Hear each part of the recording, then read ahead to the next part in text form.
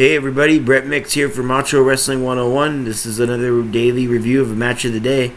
And today we're looking at No Way Out 2002, Chris Jericho defending the Undisputed title against Stone Cold Steve Austin. This was the main event of No Way Out 2002 back in February of that year, except it played second fiddle to the New World Order arriving at NWO, so No Way Out.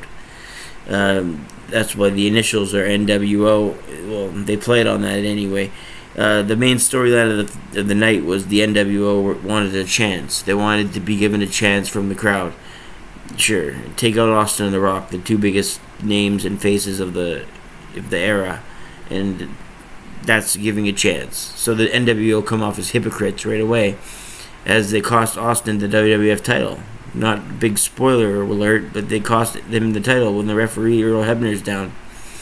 This match, though, was overall, it was pretty physical. Austin threw out like a hundred dozen chops.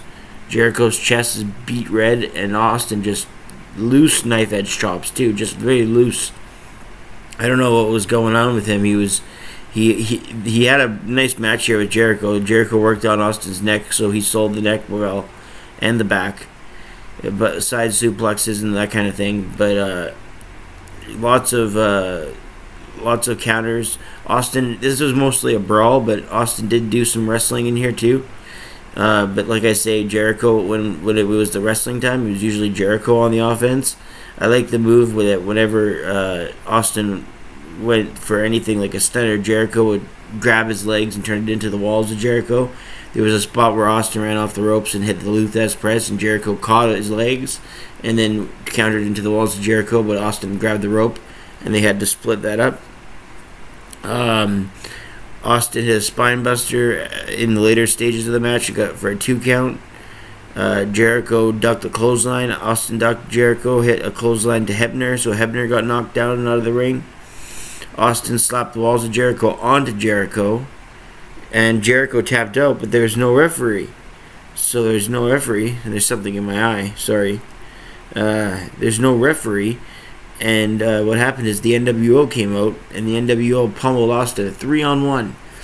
And Austin stuttered Hall, but the Hall ended up getting back up after the end, and the trio left Austin and put Jericho on top of him as Hebner comes back in the ring for the slow count of 3 at 21:33. Chris Jericho remains undisputed champion and goes on to WrestleMania when many thought Austin would be the one. But no, the NWO arrived and took that away from Austin, and in real life he was pissed off too. Because we can't forget, this is just 2 months before his walkout, and he did not like being a mid-carder with Hall at WrestleMania 18, and we ended up knowing that's what happened. So he'd probably rather be in the title picture, so that really broke Austin's spirit on TV and behind the scenes. But Jericho got the win nonetheless, blaming it on NWO, mainly Scott Hall, for their WrestleMania program.